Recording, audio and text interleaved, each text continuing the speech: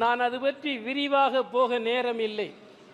அரசியலை பொறுத்தவரைகளில் ஆளும் தரப்பினரின் நிலை என்னவென்றால், ஜனநாயக அரசியல் அமைப்பின் மீது நம்பிக்கையற்றவர்கள். அவர்கள் கற்றுக்கொண்ட குருபீடம் என்பது ஜனநாயகத்தை ஏற்றுக்கொள்ளவில்லை.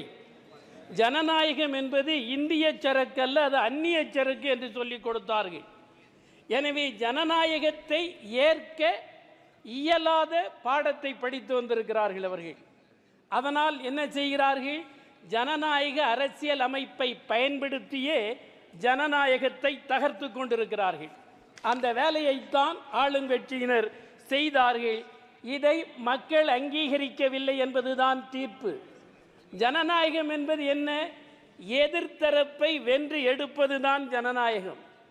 பாசிசம் என்பது எதிர்த்தரப்பை கொன்று அழிப்பதாகும். ஆனால்